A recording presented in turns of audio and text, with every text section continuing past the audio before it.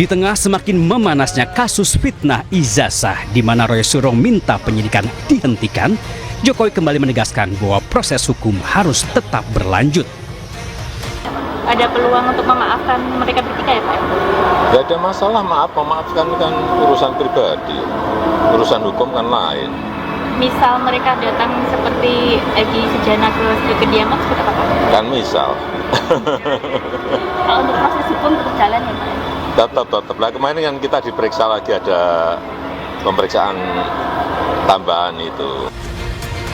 Bukan sekali ini Jokowi menyebut proses hukum Roy Suryo CS harus tetap berlanjut. Pada Desember lalu Jokowi menyebut siap memaafkan tersangka kecuali 3 nama.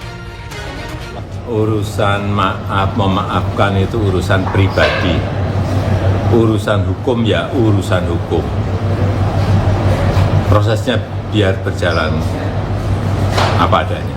Ya. Kalau dari nama 3 orang itu apakah boleh disebutkan apa? Tiga orang dikecualikan untuk dimaafkan itu nanti. Kira-kira siapa Pak yang ketiga itu? Meskipun Ya nanti. Pernyataan yang sama kembali dilontarkan usai polisi menghentikan penyidikan bagi Egy Sujana dan Damai Hari Lubis dengan menerbitkan SP3, di mana keduanya sebelumnya bertandang ke kediaman Jokowi di Solo, Jawa Tengah. Akhir Januari lalu, Jokowi kembali menyebut proses hukum Roy Suryo CS harus sampai ke pengadilan. Pintu maaf selalu terbuka. Tapi sekali lagi urusan memaafkan itu urusan pribadi ke pribadi. Kalau yang di Polda Metro itu sudah urusan hukum.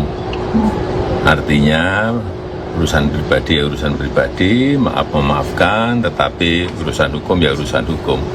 Dan memang harus sampai ke pengadilan. Karena kalau enggak, saya enggak punya forum untuk menyampaikan bukti mengenai kasus ijazah ini. Sementara polisi menyebut berkas perkara kasus fitnah ijazah akan segera dilimpahkan ke kejaksaan usai pemeriksaan tambahan terhadap Jokowi selesai dilakukan. Tim Liputan iNews melaporkan. Ya, pemirsa, Roy Suryo CS minta kasusnya dihentikan dan diterbitkan SP3, namun ia enggan meminta restoratif justice.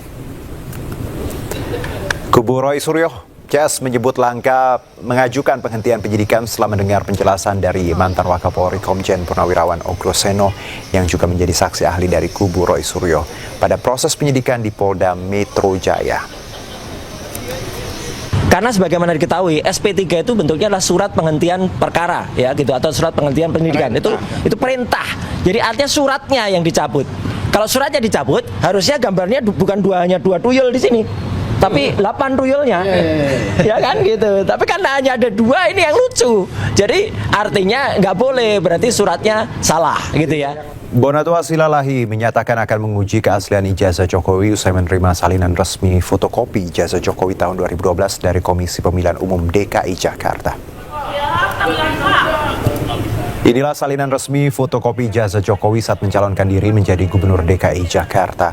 Fotokopi ijazah Jokowi diberikan setelah permintaan penyerahan salinan ijazah Joko Widodo dikabulkan Komisi Informasi Pusat atau KIP dan menyatakan dokumen tersebut bersifat terbuka. Ya, sebelumnya Komisi Pemilihan Umum Pusat sudah memberikan salinan ijazah Joko Widodo tahun 2014 dan 2019 yang digunakan mencalonkan diri menjadi Presiden Republik Indonesia. Nantinya KPU Solo juga diminta untuk menyerahkan salinan ijazah Joko Widodo saat mencalonkan diri menjadi Wali Kota Solo. Setelah terkumpul, nantinya Bonatua Silalahi akan menguji keaslian dan kecocokan salinan ijazah tersebut. 2005 dan ini adalah yang dikasih adalah ijazah Bapak Gubernur tahun 2012 yang kebetulan adalah Bapak Joko Widodo ya, ini yang ini. Jadi dengan begitu yang spesimen untuk Jakarta sudah lengkap. Memang di sini konsisten ya, satu yang konsisten yaitu tidak ada tanggalnya. Tidak tanggalnya. Jadi dari hasil penelitian para netizen, nah, saya juga dapat info bahwa ini melanggar Undang-Undang Administrasi, Undang-Undang Nomor 30 Tahun 2014 tentang administrasi pemerintahan. Di situ disebut. Ya, pemirsa, Presiden ke-7 Republik Indonesia Joko Widodo menyatakan dukungannya agar Undang-Undang Komisi Pemberantasan Korupsi direvisi kembali. Sementara itu dirinya juga menjelaskan revisi Undang-Undang KPK pada 2019 merupakan inisiatif Dewan Perwakilan Rakyat. Ya, saya setuju, bagus. Karena itu dulu inisiatif DPR loh. Jangan keliru ya, inisiatif DPR. Tanggapannya bahwa itu di revisi waktu pemerintahnya Pak Jokowi itu seperti apa? Ya memang saat itu atas inisiatif DPR direvisi. Pak, Tapi saya nggak tanda tangan. Pak, termasuk itu kan nanti juga diusulkannya soal pemilihan ketua KPK yang baru, termasuk yang diusulkan presidensi. Tanggapannya gimana Pak? Ya sesuai ketentuan aturan yang ada aja lah.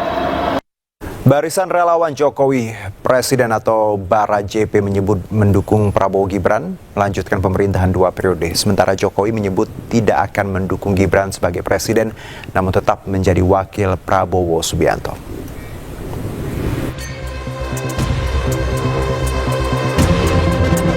Walau pertarungan Pilpres masih 3 tahun lagi, namun sejumlah partai politik termasuk barisan pendukung mulai memanaskan mesin politik mereka. Salah satunya Bara JP atau Barisan Relawan Jokowi Presiden. Mendatangi kediaman Jokowi di Solo, Jawa Tengah, sejumlah pengurus Bara JP mengaku menemui Presiden ke-7 itu untuk berdiskusi tentang peta perpolitikan jelang pemilihan Presiden 2029.